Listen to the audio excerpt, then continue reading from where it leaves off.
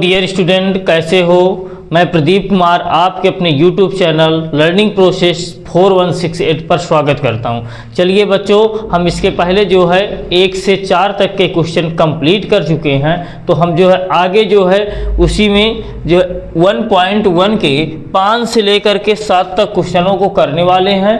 ये क्वेश्चन जो है अच्छी तरीके से हम देख लेते हैं। तो सबसे पहले जो 5वां क्वेश्चन है हमारा, इस 5वें क्वेश्चन को करने से पहले हमें क्या करना है, थोड़ा सा कॉन्सेप्ट समझ लेना है, फिर जो है भाषा जो भी लिखना है वो आपको बहुत अच्छी तरीके से समझ में आ जाएगी। तो सबसे पहले यहाँ पे क्वेश्चन कह क्या रहा है, देख लेते हैं। जांच कीजिए क्या किसी प्राकृत संख्या n के लिए संख्या 6 की पावर n अंक 0 पर समाप्त हो सकती है, ये हमें बताना है। तो सबसे पहले इसका कॉन्सेप्ट जान लेते हैं। अगर कोई भी संख्या 0 पर समाप्त होगी तो वो 10 से क्या होती है, पूर्णतः विभाजित होती है। हाँ, क्या बताया, अगर कोई भी संख्या 0 पर समाप्त होती है तो 10 से क्या होगी, पूर्णतः विभाजित होगी। जैसे हम कह दें, मान लीजिए 10 है, 0 पर समाप्त हो रहा है, तो ये 10 जो है किससे डिवाइड होगा, हमारा 10 से तो डिवाइड ही होगा। तो इसके गुणनखंड की अगर बात करें, 1 से डिवाइड होगा, 2 से भी डिवाइड होगा और 5 से डिवाइड होगा। इसको लिखना चाहें तो हम क्या लिख सकते हैं, 2 गुणे 5। और अगर हम देखें 100 को ले लेते हैं 0 पर समाप्त, ये भी हो रहा है। ना हो तो आप 50 को ले लीजिए, 0 पर कोई भी समाप्त हो, जैसे हम ले लेते हैं 20 ले लेते हैं। 20 अगर लेते हैं तो हम इसको क्या ले सकते हैं, 2 गुणे 5, 2 दूनी 4 पंचे 20। तो आप लोग देख पा रहे हैं कि 2 गुणे 5 यहाँ बन रहा है, 2 गुणे 5 यहाँ भी बन रहा है। और एक देख लेते हैं, 30 ले लेते हैं। 30 को अगर हम लिखना चाहें तो कितना लिखेंगे, 2 गुणे 3 गुणे 5, मतलब 2 गुणे 5 हमारा हर जगह आ रहा है अगर इकाई के स्थान पर 0 है, मतलब 0 पर अगर समाप्त है।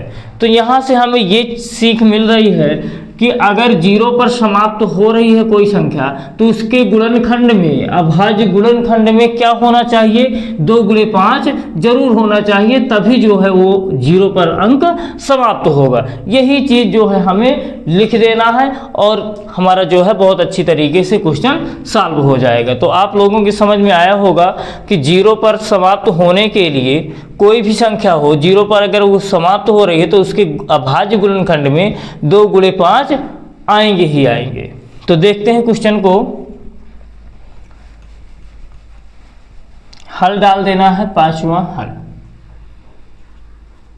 बस ये चीज हमें लिखना ही है।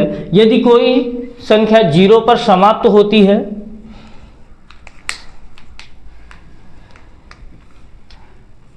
यदि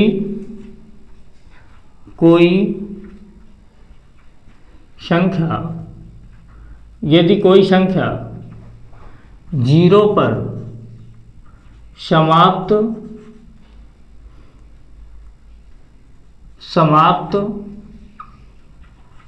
होती है तो वह 10 से पूर्णतः विभाजित, 10 से पूर्णतः विभाजित होती है, 10 से पूर्णतः विभाजित होती है। कोई भी आप संख्या ले लीजिए जिसके इकाई के स्थान पर 0 हो, 10 से पूर्णतः विभाजित होगी। जैसे 20 है तो 10 दुनाई 20 30 है, 10 33। ये जो है आप कोई भी संख्या लेकर के देख सकते हैं। तो हमने वही चीज़ यहाँ पे लिख दिया है। ये तो आप कॉमन सेंस लगा सकते हैं कि अगर 0 पर समाप्त हो रही है कोई भी संख्या तो 10 से डिवाइड होगी ही होगी। और 10 से डिवाइड होने का मतलब कि उसके गुणनखंड में 2 गुणे 5 अवश्य आएगा ही आएगा। क्योंकि 10 बराबर हम कितना लिखते हैं, 2 गुणे 5। ये चीज़ हमें यहाँ पे थोड़ा सा लिख देना है। अगर 10 से पूर्णतः विभाजित है तो उसके गुणनखंड में 2 गुणे 5 आएगा। फिर यहाँ पे हम अपने क्वेश्चन पे आ जाते हैं। क्वेश्चन हमारा है यहाँ पे, इसलिए लगा दीजिए, फिर यहाँ पे चूंकि लिख दीजिए। चूंकि क्वेश्चन है कह रहा 6 की पावर n, 6 की पावर n है प्यारे बच्चों, तो इसके गुणनखंड आप करिए तो कितना आएगा, 2 गुणे 3। ये चीज आएगा कि पावर कितना n। या फिर इसको आप इस तरह भी लिख सकते हैं 2 की पावर n इंटू 3 की पावर n, ठीक, क्योंकि यहाँ पे होल ऑफ n लगा हुआ है, ये घात इसकी भी है और ये घात इसकी भी है, दोनों में हमने लगा दिया है। तो यहाँ पे आपको साफ साफ दिख रहा है कि 2 गुणे 5 हमें नहीं मिल रहा है, इसके जो अभाज्य गुणनखंड आए हैं तो 2 गुणे 5 के रूप के नहीं आए हैं। अगर 2 गुणे 5 के रूप के नहीं मिल रहे हैं तो 0 पर समाप्त नहीं हो सकता है। बस यही सब चीज़ें हमें लिख देना है, हमारा जो है बहुत अच्छी तरीके से क्वेश्चन सॉल्व हो जाएगा। तो यहाँ पे थोड़ा सा लिखना है, चूंकि अंकगणित की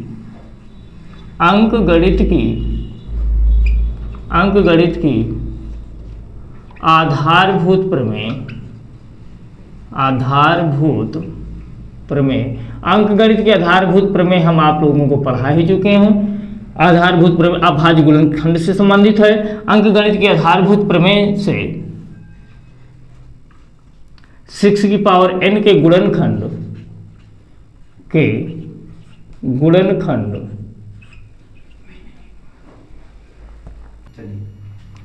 अंकगणित की आधारभूत प्रमेय की अद्वितीयता, यहाँ पे की अद्वितीयता, अंकगणित की आधारभूत प्रमेय की अद्वितीयता से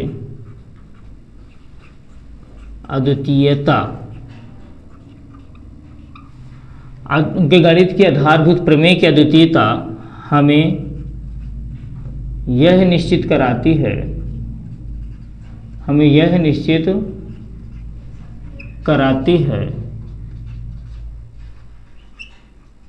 है कि 6 की पावर n के अभाज्य गुणनखंड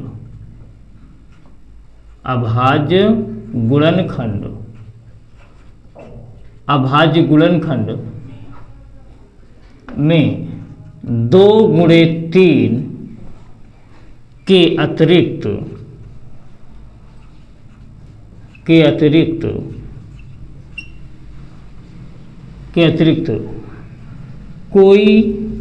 के अतिरिक्त अन्य कोई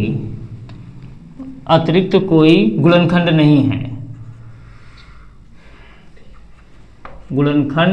नहीं है, इसलिए अब यहाँ पे प्यारे बच्चों देखा हमने कि 6 का जो 6 की पावर n था, यहाँ पे 2 और 3 आए। वही चीज़ हम यहाँ पे थोड़ा सा अंकगणित की आधारभूत प्रमेय को इंक्लूड कर दिए हैं, क्योंकि आपके सिलेबस में दी गई है, इसलिए उसको थोड़ा सा लिखना यहाँ पे अच्छा है कि अगर ये चीज़ आप लिख देंगे तो बहुत अच्छी बात है। तो 6 की पावर n के अभाज्य गुणनखंड में 2 गुणे 3 के अतिरिक्त कोई गुणनखंड नहीं है। अब अगर 2 और 3 के अतिरिक्त नहीं है, इसका मतलब हो गया कि 5 तो इसमें है ही नहीं। अब 5 नहीं है प्यारे बच्चों तो 0 पर समाप्त नहीं हो सकता है। अतः 6 की पावर n यहाँ पे जो भी लिखा अंक 6 की पावर n अंक 0 पर समाप्त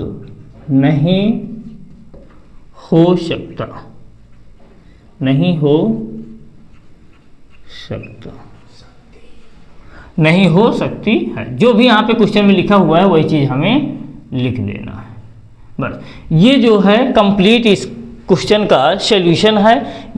ये चीज़ें अगर आप लिख देते हैं तो कभी भी एक भी नंबर आपका नहीं कट सकता है। तो इस क्वेश्चन को आप लोग जो है नोट डाउन कर लें, स्क्रीनशॉट लेना चाहें तो ले लीजिए। अगला क्वेश्चन देखते हैं। अगला क्वेश्चन क्या है, कह रहा है व्याख्या कीजिए कि 7 × 11 × 13 + 13 और 7 × 6 × 5 × 4 × 3 × 2 × 1 + 5 भाज्य संख्याएं क्यों हैं। हमें भाज्य संख्याएं बताना है, तो हमने भाज्य और अभाज्य संख्याओं को भी अच्छी तरीके से समझा चुके हैं आपको। अगर नहीं देखे हैं, सबसे पहला वीडियो जो है सिलेबस के बाद जो हमने दूसरा वीडियो डाला था उसमें ऑलरेडी आपको ये सभी चीज़ें जो है वहाँ पे समझा चुके हैं।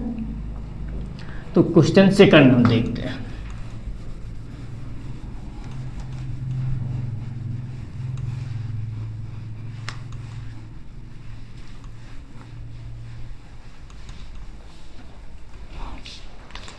क्वेश्चन सेकंड क्या है हमारा, कह रहा ये व्याख्या कीजिए, ये चीज हमें दिया गया है, यहाँ पे डाल देते हैं क्वेश्चन सेकंड।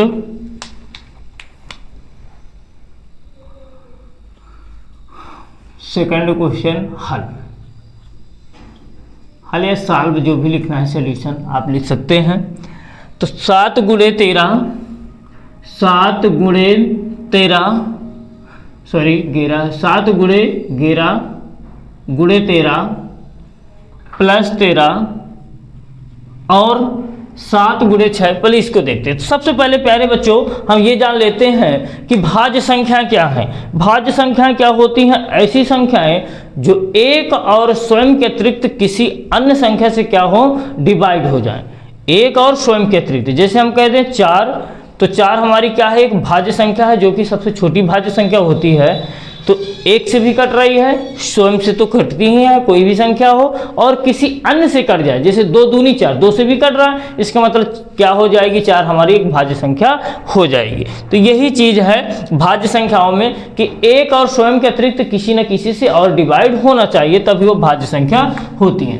तो यहाँ पे देखते हैं प्यारे बच्चे इस क्वेश्चन को, 7 11 गुणे 13 प्लस 13 है। तो सबसे पहले यहाँ पे देखें तो 13 कॉमन हो रहा है दोनों से, तो कॉमन कर लेते हैं। 7 गुणे 11 ठीक प्लस 1, ये चीज हम लिख देंगे क्योंकि यहाँ भी 13 है, यहाँ भी 13 हमने क्या कर लिया, कॉमन कर लिया। आगे 13, फिर यहाँ पे 11 7 77 हो जाएगा, 77 प्लस का कितना है 1, तो 13 गुणे 77 एक कितना हो जाएगा 78।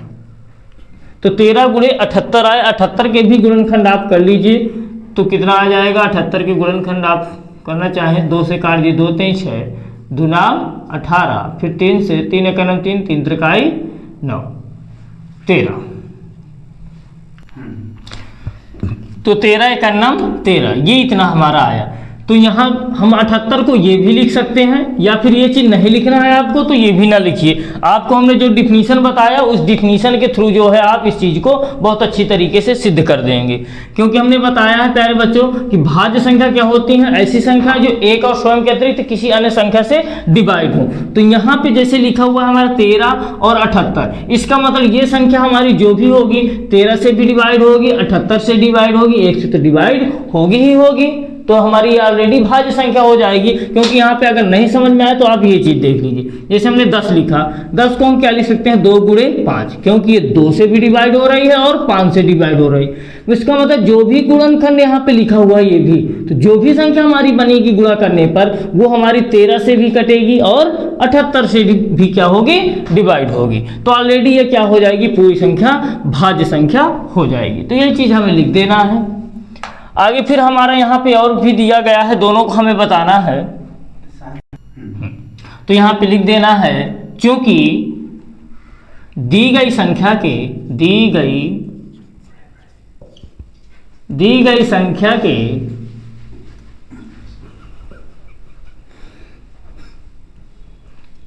क्योंकि दी गई संख्या के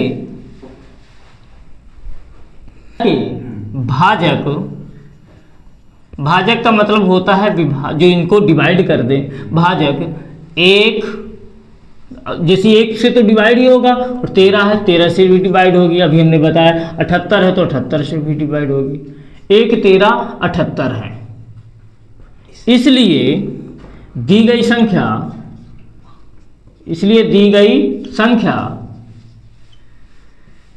संख्या हमारे यहाँ क्या बताना था, भाज्य संख्या है। इसलिए दी गई संख्या भाज्य संख्या है। अब जो है हम इसका अगला पार्ट कर लेते हैं। अगला पार्ट हमारा क्या है, 7 into 6 into 5 into 4 into 3 into 2 into 1 अब प्लस का 5। आगे देखते हैं, ये जो है एक हमारा पार्ट ये हो गया, मतलब ये एक भाग है और दूसरा भाग हमारा ये। ऑलरेडी जो भी इनटू में चाहे जितने संख्याएं दी गई हों वो एक भाग के अंतर्गत आती हैं और ये सेकंड है। तो इन दोनों से हमें क्या कॉमन हो रहा है, तो 5 हम क्या करते हैं, कॉमन कर लेते हैं। तो कितना बनेगा, 7 गुणे 6 गुणे 4 गुणे 3 गुणे 2 गुणे 1 प्लस का 1, आगे 5। अब इनका क्या करा लेते हैं, गुणा करा लेते हैं। गुणा आपसे है, जिस क्रम से कोई अंतर होता नहीं है तो आप जो है इसका गुणा करा लीजिए, जैसा भी हो। यहाँ से कराना हो तो यहाँ 2 3 6 6 को 24, तो 24 आया। फिर यहाँ पे कितना, यहाँ तक कम निकल लिया, 7 6 42, फिर कितना आ गया 42। इन दोनों का मल्टीप्लाई करा लेते हैं। 2 4 को 8, 2 दूनी 4, 4 चौको 16, 4 दूनी 8 1 9, तो 8 6 4 10, 9 1 10। अब यहाँ पे कितना आ गया 1008 प्लस का 1, ये है। आगे कितना हो जाएगा 5 इंटू, अब इनको ऐड करेंगे तो कितना आ जाएगा 1009 आ जाएगा। तो यहाँ पे यही भाषा फिर से हमें दोबारा रिपीट कर देना है। बस क्या लिखेंगे, चूंकि दी गई संख्या के भाजक एक तो ऑलरेडी है, 1 5 1009 है, इसलिए दी गई संख्या भाज्य संख्या है। लिख देना, चूंकि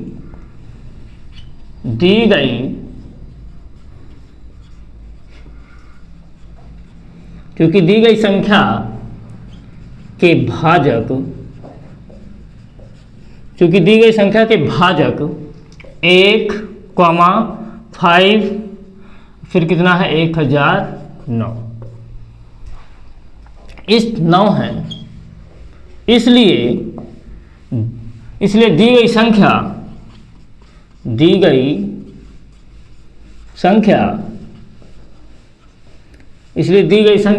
भाज्य संख्या है, आई होप ये क्वेश्चन आप लोगों को बहुत अच्छी तरीके से समझ में आ गया होगा। अगर कहीं भी डाउट है तो आप जो है अपना डाउट कमेंट बॉक्स में पूछिए, हम आपका डाउट क्लियर करेंगे। बच्चों, अब 1.1 एक्सरसाइज का लास्ट क्वेश्चन हम देखते हैं। लास्ट क्वेश्चन है हमारा 7वां हल डाल देते हैं। किसी खेल के मैदान के चारों ओर एक वृत्ताकार पथ है। इस मैदान का एक चक्कर लगाने में सोनिया को 18 मिनट लगते हैं, जबकि इसी मैदान का एक चक्कर लगाने में रवि को 12 मिनट लगते हैं। मान लीजिए कि वे दोनों एक ही स्थान और एक ही समय पर चलना प्रारंभ करके एक ही दिशा में चलते हैं, कितने समय बाद वे पुनः प्रारंभिक स्थान पर मिलेंगे। ठीक है, क्वेश्चन बहुत इजी है, थोड़ा समझ लेते हैं। जैसे खेल का मैदान है, क्या कह रहा है, जैसे प्यारे बच्चों किसी खेल के मैदान के चारों ओर एक वृत्ताकार, जैसे कोई खेल का मैदान है उसके चारों ओर क्या है, वृत्ताकार पथ बना हुआ, रास्ता बना है। जैसे ये जो है, मान लीजिए ये खेल का मैदान था, इसके चारों तरफ क्या है, वृत्ताकार एक रास्ता बना हुआ है। तो इस मैदान का एक चक्कर लगाने में सोनिया को 18 मिनट लगते हैं। एक सोनिया लड़की है, सोनिया, अगर सोनिया इस मैदान का चक्कर लगाती है प्यारे बच्चों, तो पूरे चक्कर में उसको कितना समय लगता है, 18 मिनट। 18 मिनट का समय लगता है। फिर आगे है, जबकि इसी मैदान का एक चक्कर लगाने में रवि को 12 मिनट लगते हैं। रवि एक लड़का है, रवि को कितना समय लगता है, रवि है एक लड़का, रवि को कितना समय लगता है, 12 मिनट। रवि को 12 मिनट लगते हैं एक चक्कर पूरा लगाने में। जबकि इसी, मान लीजिए कि वे दोनों एक ही स्थान और एक ही समय पर चलना प्रारंभ करते हैं। ये दोनों रवि और सोनिया दोनों एक ही स्थान से चलना प्रारंभ करते हैं। मान लीजिए चाहे यहीं से स्टार्ट कर देते हैं, रवि भी यहीं पे है और सोनिया भी यहीं पे है, यहीं से चक्कर जो है लगाना स्टार्ट करते हैं। तो अब क्या होगा प्यारे बच्चों, क्योंकि एक धीमे चल रहा है, क्योंकि ये जो है 18 मिनट लगते हैं, तो ये तो धीमे चल रहा है और ये 12 मिनट ये जल्दी कर लेता होगा। तो कब दोबारा मिलेंगे, जैसे यहाँ से चलना स्टार्ट करेंगे तो थोड़ा बहुत आगे पीछे तो हो ही जाएंगे। तो कब मिलेंगे, तो ये जो इन संख्याओं का कॉमन पॉइंट आ जाएगा दोनों का 18 और 12 का जो है उसी समय जो है ये दोनों क्या हो जाएंगे, मिलेंगे। अर्थात हमारी छोटी छोटी संख्या हमारी जो भी इसकी होगी उभयनिष्ठ वही हमारा क्या होगा, इनके दोनों के पुनः प्रारंभिक स्थान पर मिलने का समय होगा। तो ये हमारा किस पर डिपेंड करेगा, एलसीएम पर। ठीक, तो हम जो है तो यहाँ पे लिखेंगे क्योंकि सोनिया को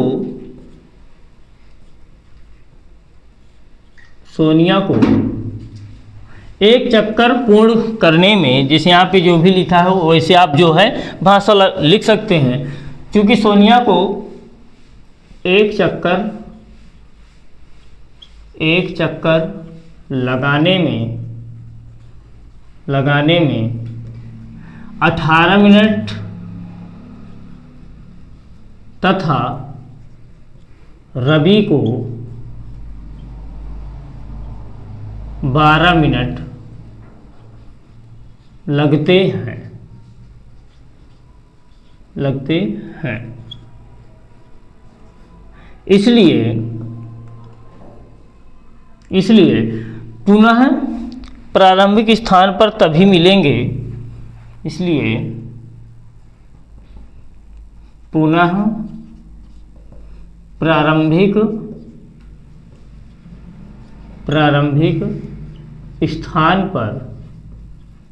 प्रारंभिक स्थान पर तभी मिलेंगे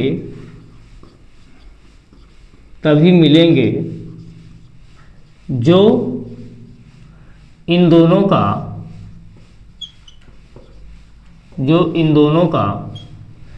की जगह पे आप ये लिख सकते हैं जो मिलेंगे जो 18 तथा 12 का एलसीएम होगा। ये आखिर क्यों लिखा गया प्यारे बच्चों, क्योंकि हम जानते हैं कि एलसीएम क्या होता है, वह छोटी सी छोटी संख्या होती है जो दी गई संख्याओं से क्या हो जाती है, पूर्णतः विभाजित हो जाती है।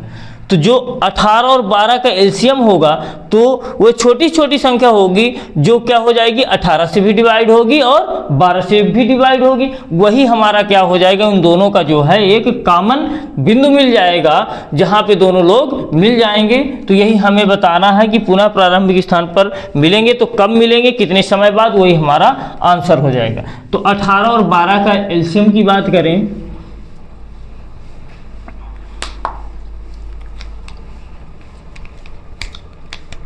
18 और 12 आप ऐसे भी निकाल सकते हैं एलसीएम।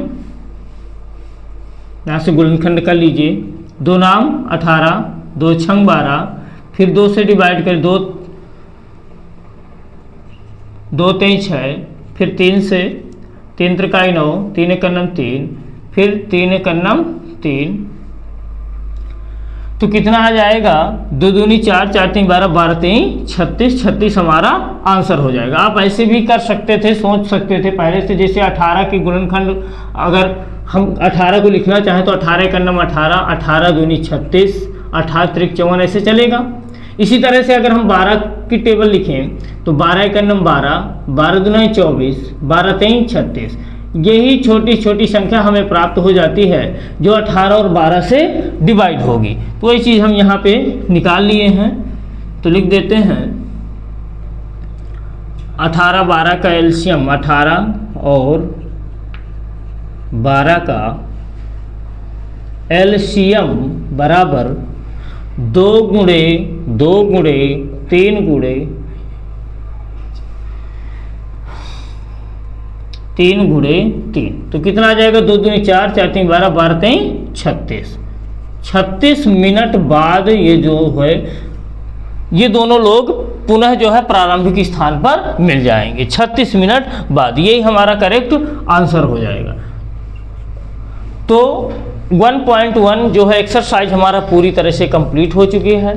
ये सभी वीडियो आप एक एक करके देख लीजिए और बढ़िया नोट्स बना लीजिए। कहीं भी आपको डाउट है आप अपना कमेंट्स बॉक्स में डाउट पूछिए, हम आपका डाउट बिल्कुल क्लियर करेंगे।